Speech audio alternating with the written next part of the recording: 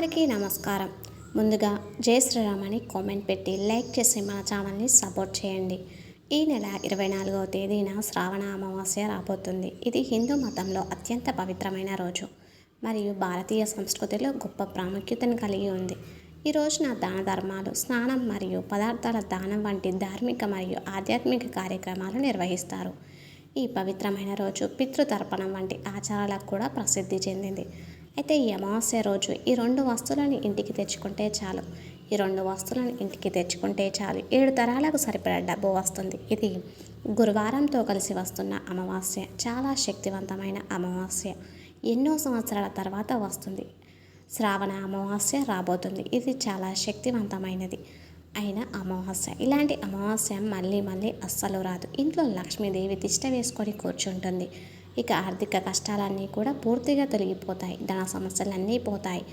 లక్ష్మీదేవి అనుగ్రహంతో కావాల్సినంత ఐశ్వర్యం వస్తుంది. ఈ రెండు వస్తువులను ఇంటికి తెచ్చుకున్నా లేదా ఈ రెండు వస్తువులలో ఏదో ఒక వస్తువుని ఇంటికి తెచ్చుకున్నా మీకు చాలా మంచి జరుగుతుంది. మీరు ఇక పట్టిందల్లా బంగారం అవుతుంది.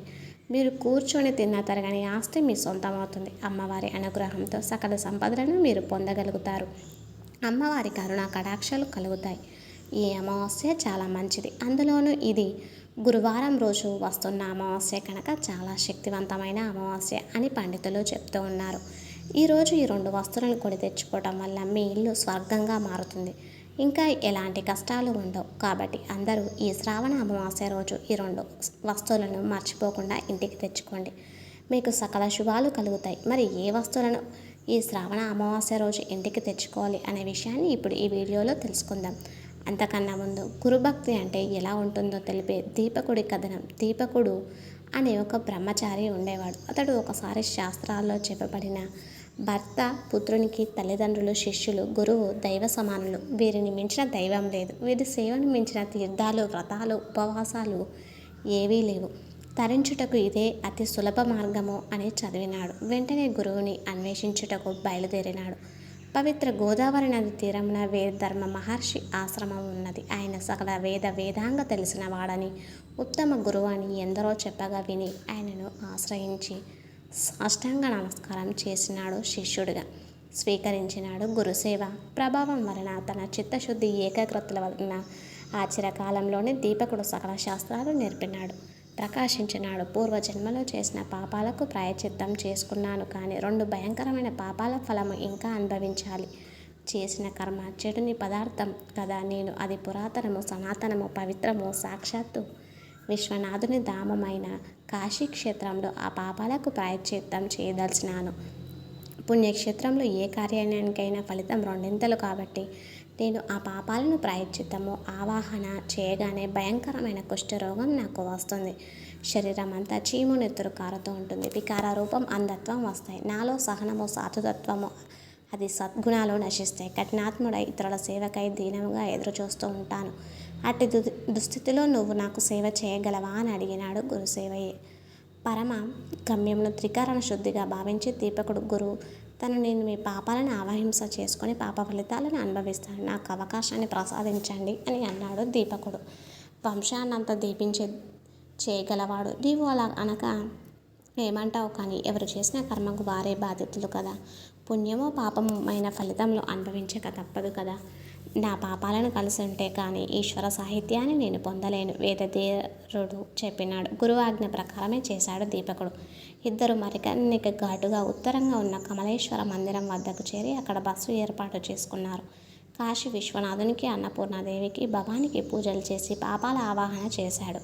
గురువుగారు చెప్పినట్టే జరిగింది. ఆయనకు భయంకరమైన కుష్ఠరోగం వచ్చింది. శరీరం అంతా చీము నెత్తురు కారుతుంది. వికార రూపము, అంధత్వము వచ్చాయి.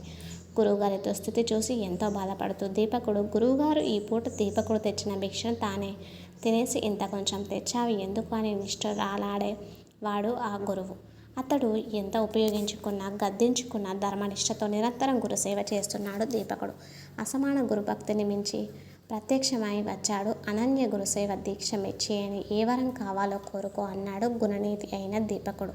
స్వామి, నాకు ఈ లోకంలో గురుసేవ తప్ప ఏది తెలియదు. నా గురువుగారి అదృష్టం ఏమిటో కనుక్కొని చెప్తాను అని అన్నాడు. దీపకుడు గురువుగారి విషయం చెప్పి, గురుదేవ మీకు స్వస్థత కోరుతాను అని అన్నాడు. అప్పుడు ధీరుడు, నాయన ఎవరు చేసిన పాపాలకు వాళ్ళు అనుభవిస్తేనే పోతాయి అని చెప్పాడు. మరునాడు విశ్వనాథుని ఆలయానికి వెళ్ళి ఈ వరం కోరుకోలేదు. దీపకుడు భగవంతుడు చూసి మురిసిపోయాడు. జగజ్జనని అయిన పార్వతీదేవితో అతని విషయం చెప్పి సంబరపడిపోయాడు. తర్వాత నిర్మాణ మండపంలో ఉన్న శ్రీమన్నారాయణ దీపకుని సంగతి చెప్పి పోడినాడు. అప్పుడు శ్రీ మహావిష్ణువు కూడా గురుభక్తిని మించి అతని ముందు ప్రత్యక్షమై పరమశివుణ్ణి మెప్పించండి. గురుభక్తి అసమానము, నీ మనోవిష్టం కోరుకో అని అన్నాడు. స్వామి సాష్టాంగ వందనం చేసి ఆనంద ఆశలతో స్వామియే నాకు అచంచలమైన గురుభక్తికి ప్రసాదించు అని అడిగాడు. శ్రీ మహావిష్ణు కథలోని నీతి ఏమిటంటే గురువుని సేవిస్తే సకల దేవతలు సేవించిన ఫలితం వస్తుంది. దీపకుడు తన గురువు సేవ నేర్పి త్రిమూర్తుల సమస్త దేవతల అనుగ్రహాన్ని పొందినాడు. కర్మపాశం తెగినది. పాపకర్మలకు ప్రాయశ్చిత్తం ఎంత ఘోరంగా ఉన్నదో మనం ఈ కథలో చూసినాం. కావున పాపకర్మలు చేయరాదు.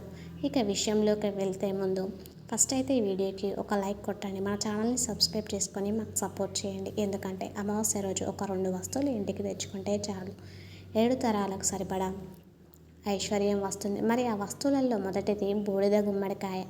అవును, బూడిద గుమ్మడికాయ బయట షాపుల్లో అందరికీ దొరుకుతూ ఉంటుంది, లేదా కొన్ని చోట్ల బూడిద గుమ్మడికాయ చెట్లు పెరుగుతూ కనిపిస్తూ ఉంటాయి. ఇలా మీకు ఎక్కడ దొరికితే అక్కడ నుంచి అమావాస్య రోజు ఒక మంచి బూడిద గుమ్మడికాయని ఇంటికి తెచ్చుకొని దానికి పసుపు రాసి కుంకుమ బొట్లు పెట్టి మీ మెయిన్ డోర్ ముందు కట్టండి. ఇలా కట్టడం వల్ల మీ ఇంటికి ఎటువంటి దిష్టి తగలకుండా ఉంటుంది. అలాగే ఇంట్లోకి ఇలాంటి నెగిటివ్ ఎనర్జీ రాకుండా ఉంటుంది. బూడిద గుమ్మడికాయ ఆపుతుంది. చాలామంది బూడిద గుమ్మడికాయ ఇంటికి ఎక్కువగా తూర్పు దిశలో, పశ్చిమ దిశలో కట్టుకుంటారు. కానీ బూడిద గుమ్మడికాయకు దిశలతో సంబంధం ఏమీ లేదు. మీ ఇంటి మెయిన్ డోర్ ఎక్కడ ఉంటే ఆ డోర్కి పైన కట్టాలి. అంటే ఇంట్లోకి ప్రవేశించే చోట తలపై భాగంలో ఉండేలాగా కట్టాలి. దిష్టి గుమ్మడికాయ ఎలా కట్టాలి అనే వీడియో చివరిలో తెలుసుకుందాం. ఆల్రెడీ మీ ఇంటి ముందు దిష్టి గుమ్మడికాయ ఉంటే దానిని అమావాస్య రోజు కొత్త దిష్టి గుమ్మడికాయను కట్టండి. ఎందుకంటే ఈ చరిత్ర అమావాస్య అనేది దిష్టి గుమ్మడికాయ కట్టడానికి చాలా మంచి రోజు.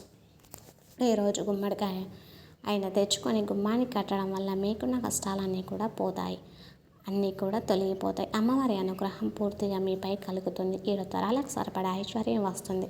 కూర్చొని తిన్న తరగని ఆస్తి మీ సొంతమవుతుంది. మీకుండే అన్ని కష్టాలన్నీ పోతాయి. కనుక ఈ శ్రావణ అమావాస్య రోజు తప్పక ఈ బూడిద గుమ్మడికాయని తెచ్చుకొని చెప్పిన విధంగా చేసి శుభ ఫలితాలను పొందండి. ఇక శ్రావణ మాస అమావాస్య రోజు కొన్ని ఇంటికి తెచ్చుకోవాల్సిన 2వ వస్తువు ఏమిటంటే లవంగాలు. ఈరోజు లవంగాలను కొని తెచ్చుకుంటే చాలా మంచి శుభ ఫలితాలు కలుగుతాయి. మీ జీవితం అద్భుతంగా మారిపోతుంది. ఎందుకంటే ఇది లవంగాలు కొనడానికి అద్భుతమైన రోజు. చిన్న లవంగాల ప్యాకెట్ అయినా సరే ఈరోజు కొన్ని ఇంటికి తెచ్చుకుంటే చాలు, చాలా మంచిది. నార్మల్గా ఒక 20 రూపాయలు పెడితే లవంగాల ప్యాకెట్ మనకు వచ్చేస్తుంది. ఈ చరిత్ర అంటే ఈ శ్రావణ అమావాస్య రోజు చాలా శక్తివంతమైన రోజు కనుక ఈరోజు ఇంట్లో దీపారాధన తప్పకుండా చేయాలి. అలాంటి దీపం పెట్టినప్పుడు దీపంలో ఒక లవంగాన్ని వేయండి. ఇలా చేస్తే ధనం ప్రవాహంలాగా వస్తుంది, ధన సమస్యలు పోతాయి. శ్రావణ అమావాస్య రోజు లవంగాలు కొన్ని ఇంటికి తెచ్చుకొని తిరిగి చూడలేరు. వీడియో నచ్చినట్లయితే ఖచ్చితంగా లైక్ చేసి మన ఛానల్ని సబ్స్క్రైబ్ చేసుకొని పక్కన ఉన్నటువంటి బెల్ ఐకాన్ని ప్రెస్ చేయండి. అలాగే కామెంట్ బాక్స్లో జై శ్రీరామ్ అని తప్పకుండా కామెంట్ చేయండి. ఇంతవరకు ఈ వీడియో చూసిన ప్రతి ఒక్కరికి ధన్యవాదములు.